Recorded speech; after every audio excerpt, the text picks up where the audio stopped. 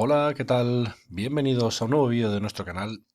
Hoy comenzamos una nueva unidad, la unidad 3, que se va a titular Las revoluciones industriales. En esta nueva unidad vamos a hablar sobre las bases de la revolución industrial, vamos a hablar del concepto de la revolución industrial, así también como los antecedentes de este proceso a nivel industrial, ¿vale? Antes de estos cambios que se dieron en la industria, vamos a conocer un poco también aspectos relacionados con la agricultura, qué sucedió con la demografía y con otros sectores que fueron unos cambios que fueron básicos para que se produjese esta revolución de carácter industrial. En segundo lugar, hablaremos del proceso de mecanización de la industria que se va a llevar a cabo en la fábrica. En tercer lugar, hablaremos sobre la difusión de este proceso de industrialización, cómo va a llegar a otros lugares. En cuarto lugar, hablaremos de las consecuencias económicas y finalmente las consecuencias sociales, así como el movimiento obrero. Tenemos que entender que la revolución industrial fue un fenómeno bastante complejo que también tuvo sus consecuencias, tuvo su eco, tanto a nivel económico como a nivel social. Y que debido a las consecuencias, a la situación de los trabajadores, de los proletariados, bueno, pues va a surgir un movimiento reivindicativo que se va a conocer como el movimiento obrero. Bueno, pues sin más vamos a comenzar con el primer apartado, las bases de la revolución industrial. Bueno, lo primero que tenemos que hacer es intentar entender un poco el concepto de revolución industrial. ¿Qué significa esto? Bueno, pues la revolución industrial se refiere a una serie de transformaciones que se llevan a cabo tanto en la producción como en el consumo de bienes. Estas transformaciones son el resultado de la incorporación de las máquinas en el proceso de fabricación industrial. ¿De acuerdo? Este proceso va a ser un proceso muy largo, muy lento y, bueno, bastante continuado. Y va a afectar a diferentes sectores de la economía y también de la sociedad. ¿De acuerdo? El origen de esta revolución industrial se va a producir en Gran Bretaña desde el año 1780, finales del siglo XVIII. Pero se va a desarrollar en el resto de Europa, así también como en el nuevo continente, en Estados Unidos, de forma posterior. El elemento común que vamos a ver en este proceso de revolución industrial es la innovación, ¿vale? Vamos a ver que se van a introducir nuevas fuentes de energía, se van a implementar nuevas máquinas que van a revolucionar, van a cambiar por completo la dinámica industrial que había hasta ese momento. Se va a pasar de una economía donde existía un predominio de la agricultura, a una economía que va a estar dominada, ahora sí, por la industria y el comercio.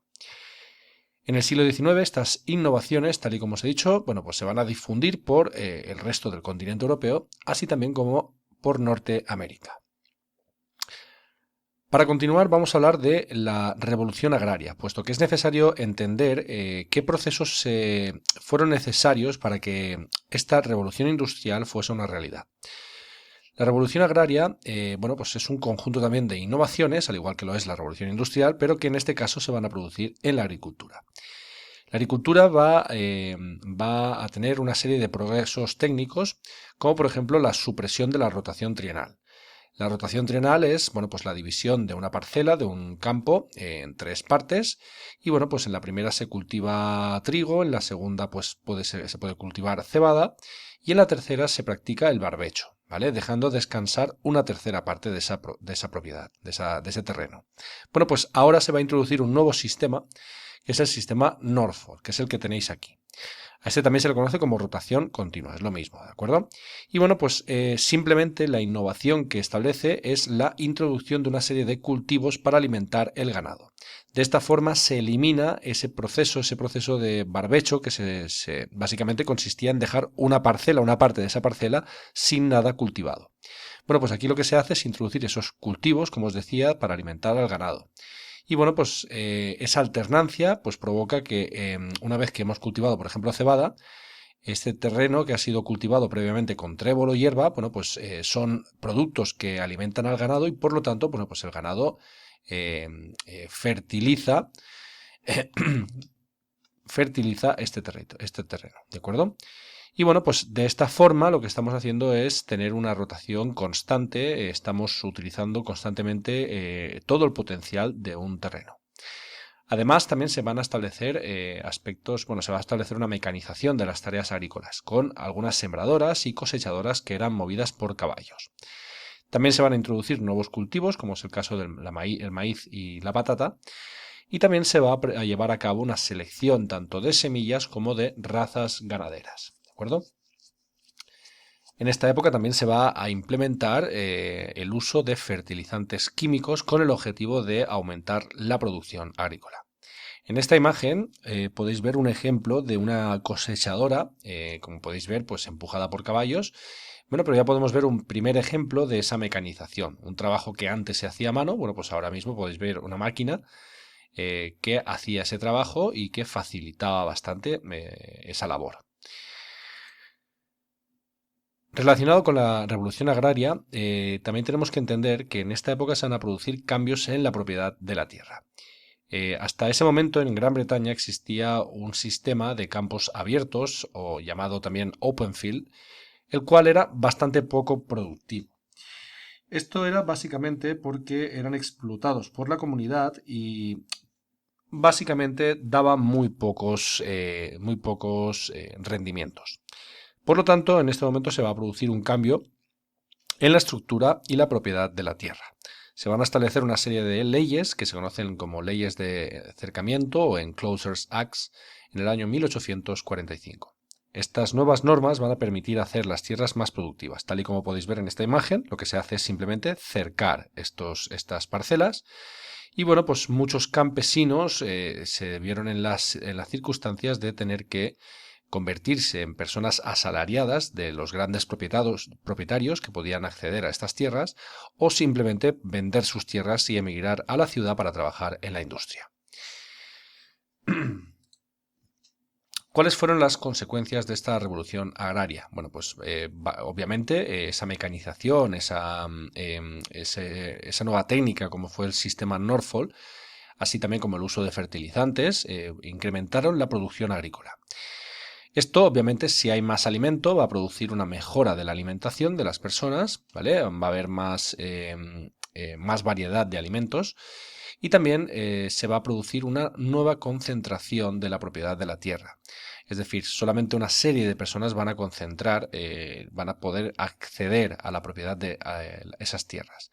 Se va a producir una gran reducción del número de campesinos y finalmente, debido principalmente a eso, porque esas leyes de cercamiento, tal y como habíamos dicho, bueno, pues van a impedir que muchos de esos campesinos puedan acceder a las tierras, y esto va a hacer que muchos de ellos se tengan que marchar a la ciudad, que tengan que emigrar.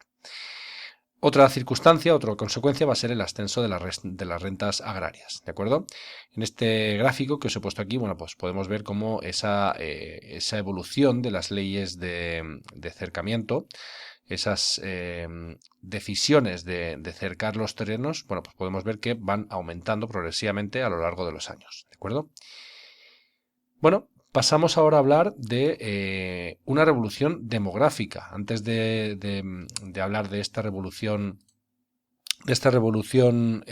industrial, tenemos que entender que antes de todo hubo una revolución de carácter demográfico.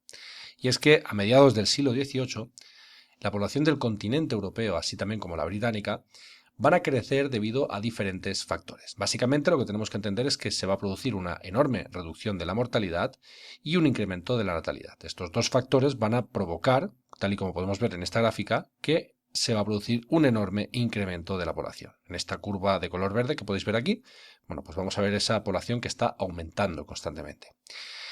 ¿Qué ocurrió? ¿Por qué se redujo la mortalidad? Bueno, pues porque hubo una serie de progresos en la medicina, como por ejemplo la invención de las vacunas. Edward Jenner fue la persona responsable bueno, pues de introducir esta nueva forma de poder inmunizar a las personas ante enfermedades. Nuevas formas de higiene, como por ejemplo pues el agua potable, el alcantarillado, el uso del jabón, cosas que son básicas hoy en día, bueno, pues en ese momento se están aplicando y por lo tanto esto obviamente, pues esas condiciones nuevas de higiene pues van a mejorar mucho la calidad de vida. Ya hemos hablado de la mejora de la alimentación, la introducción de nuevos cultivos, ese desarrollo de la agricultura, bueno, pues va a provocar esa mejora de la alimentación, y la gente mejor alimentada, pues obviamente, pues tiene un estado de salud mucho mejor.